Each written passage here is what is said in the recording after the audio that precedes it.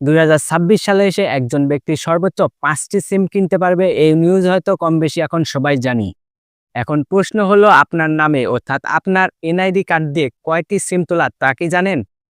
আজকের ভিডিওতে দেখলে খুব সহজে আপনার এনআইডি কার্ড দিয়ে কয়টি সিম তোলা তা দেখতে পারবেন। তো কথা নয়, শুরু করা যাক আজকের ভিডিও। প্রথমে চলে আসলাম মোবাইল স্ক্রিনে। আমি এয়ারটেল সিম ব্যবহার করি, তাই চলে আসলাম মাই এয়ারটেলে। আপনারা যে সিম ব্যবহার করেন সেই সিমের অ্যাপসে চলে যাবেন। মাই রবি, মাই জিপি, মাই বাংলালিংক সকল অ্যাপসের একই সিস্টেম।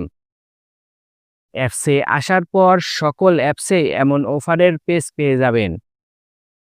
ডান দিকে স্ক্রল করে আসলে দেখতে পারবেন মাই সিম লেখা, আর বাংলা করা থাকলে লেখা থাকবে আমার সিমগুলি। জাস্ট এটাতে ট্যাপ করবেন।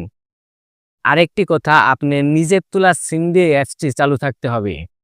এবার এখানে আপনার এনআইডি কার্ডের শেষ 4 সংখ্যা বসিয়ে দেবেন। আরেকটি কথা না বললে নয়, ভিডিওটি যদি ভালো লাগে তাহলে অবশ্যই লাইক, কমেন্ট, শেয়ার করবেন। আর আমার চ্যানেলে প্রথম হলে অবশ্যই চ্যানেলটাকে সাবস্ক্রাইব করবেন, কারণ আমার চ্যানেলের প্রতিটা ভিডিও আপনাদের কোনো না কোনো কাজে অবশ্যই আসবে। আমি আমার এনআইডি কার্ডের 4 সংখ্যা বসিয়ে দিলাম, তারপর সাবমিট। এবার এখানে দেখতেই পাচ্ছেন আমার এনআইডি কার্ড দিয়ে 4টি সিম নিবন্ধন করা। এখানে সিমের শেষ 3 সংখ্যাই দেখাবে শুধু। নির্বাচনকে কেন্দ্র করেই কোনো ব্যক্তি সর্বোচ্চ 5টি সিম কিনতে পারবে, এই সিদ্ধান্ত নেওয়া হয়েছে। পরক্ষণে এই সিদ্ধান্ত চেঞ্জ হতে পারে, তবে অনুমানের ওপর ভিত্তি করে কিছুই বলা ঠিক নয়। বর্তমান সময়ে আপনি সর্বোচ্চ আপনার একটি এনআইডি কার্ড দিয়ে 5টি সিম নিবন্ধন করতে পারবেন।